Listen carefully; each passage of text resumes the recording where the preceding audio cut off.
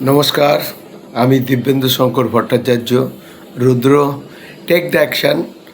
আপনারা জানেন যে আজকে 3 মাস অতিবাহিত হয়েছে আমাদের ভারতীয় জনতা পার্টি। দেশের পরিবর্তনের নতুন সূচনা বলতে পারেন, নতুন সূচনা দেশের। কিন্তু পরিবর্তনটা হয়েছে, কিন্তু সরকারি আমলাদের পরিবর্তন সঠিকভাবে হয়নি। যারা এখনও বসে ওই চটিচাটাদের হাত ধরে তারা এখনও অঙ্গুলি হিলাতে কাজ করছেন। যেমন কিছুদিন আগে যারা 24-এ আমার উপরে অমানসিক টর্চার করেছে, তাদের মারতে গিয়ে তারা ভালো তৃণমূল, তাদের মারতে গিয়ে তাদের তো মারা হয়ইনি, অথচ আমাকে লক আপ করে দিয়েছে। অথচ তারা যা বিভীষিকা চালিয়েছে আর যেভাবে মানসিক টর্চার করেছে, বুকে পাথর বেঁধে বসে আছি। আজকে পরিবর্তনে তারা কলা রুচিয়ে ঘুরে বেড়াচ্ছে এবং প্রমোটিং রাজ চলে আসছে।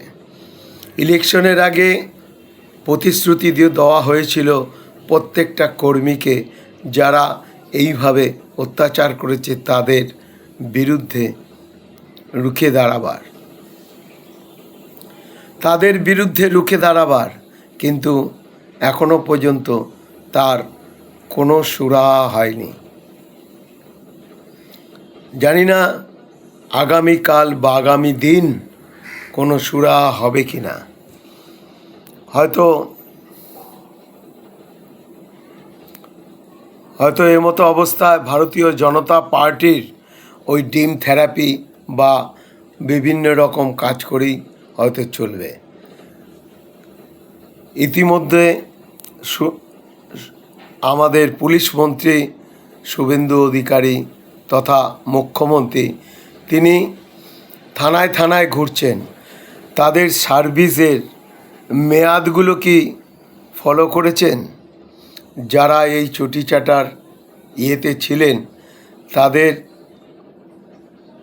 মেয়াদগুলো দর্শন করবেন, যে তারা একই থানায় এসবিতে বা বিভিন্ন পদে কনস্টেবলে কিংবা মমতার ব্যানার্জির আমলে যারা ওই সিভিক ভলেন্টিয়ার কাজ করছেন, তারা সঠিকভাবে সেইভাবে কাজ করছেন কি না।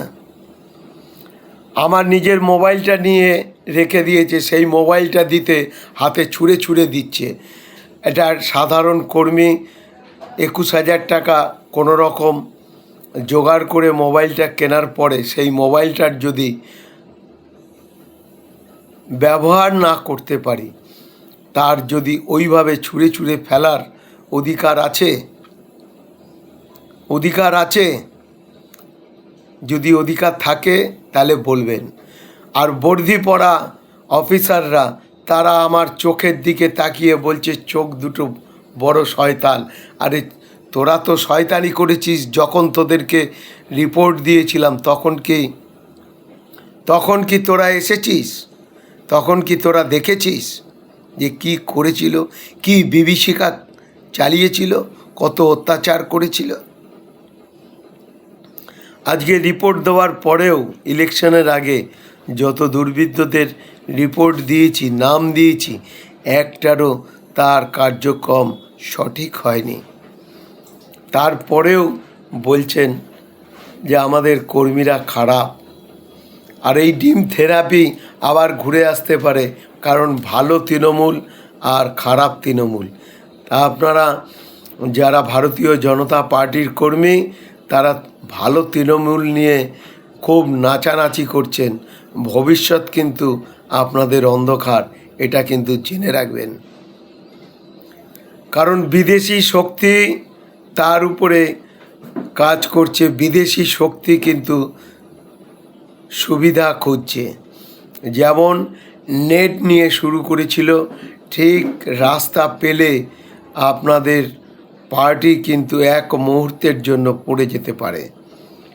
কারণ আপনাদের ভেতরে গলদ রয়েছে। আজকে যারা ভারতীয় তৃণমূল, ভারতীয় জনতা পার্টির লোক, তারাই আপনার বিরোধিতা করছে, তারাই আপনাদের বিপক্ষে যাচ্ছে। আজকে যেভাবে সংখ্যাগরিষ্ঠতা হয়ে যে ভারতীয় জনতা পার্টিকে জিতিয়েছিল, ভবিষ্যতে কিন্তু ভারতীয় জনতা পার্টি আবার পড়ে যেতে পারে। আর পশ্চিমবাংলা এমন একটা জায়গা, যে দল একবার এখান থেকে চলে যায় সে দল কিন্তু আর ফিরে আসবে না। আপনারা হাজার চেষ্টা করলেও তৃণমূল আর কোনো দিন ফিরে আসবে না এই পশ্চিমবাংলায়। হাজার চেষ্টা করলেও সিপিএম কোনো দিন ফিরে আসবে না। হাজার চেষ্টা করলেও কংগ্রেস আসবে না এই পশ্চিমবাংলায়। এটা জেনে রাখবেন। আমি এটা লিখে দিতে পারি আপনার কাছে। কিন্তু ভারতীয় জনতা পার্টি যে ভুল করছে, এই ভুলের কিন্তু মাসুল দিতে হবে। আমি চাইব যে সংগঠনের যে কজন আছে প্রত্যেককে নিয়ে বসে প্রতি সপ্তাহে নাহলে মাসে একটা দিন করে ক্লাস করান, তাদের শেখান, বোঝান। আপনারা কিন্তু জনগণের সেবা করতে এসছেন, জনগণের দ্বারাই ম্যান্ডেটারি পেয়েছেন। অতএব জনগণের কথা ভুলে গেলে হবে না। যারা চোর, বদমাশ, গুন্ডাবাজি, জেহাদি, তাদেরকে উৎখাত করেছে এই জনগণ। অতএব আপনাদের কাছে কান খুলে শুনে নিন। আপনারা প্রত্যেকে যারা এই জনগণের উপরে ব্যভিচার করছেন, আপনাদের ভবিষ্যৎ কিন্তু ঠিক ওই তৃণমূলের মতনই হয়ে দাঁড়াবে। এর জন্য কেউ ক্ষমা করবে না, এই জনগণ ক্ষমা করবে না। এটা আপনারা ভালো করে শুনে নিন। যদি নিজেদের অস্তিত্ব বজায় রাখতে চান, যদি নিজেরা সঠিকভাবে কাজ করেন, সঠিকভাবে থাকার চেষ্টা করেন, তাহলে এই পশ্চিমবাংলায় কিন্তু টিকতে পারবেন। নাহলে 5, 10, 15 বছর পরেও এই ভারতীয় জনতা পার্টি একদিন চলে যাবে। কিন্তু নিজেদেরকে এমন করে তৈরি করে রাখতে হবে যাতে কোনো মানুষ আঙুল তুলে না দেখাতে পারে, কোনো মানুষ ডিম থেরাপি না করতে পারে, কোনো মানুষের যেন কথা শুনতে না হয়। এই বলে আমি আমার বক্তব্য শেষ করব। বন্দে মাতরম। ভারত মাতা কি জয়। জয় ভারতীয় জনতা পার্টির জয়। নমস্কার।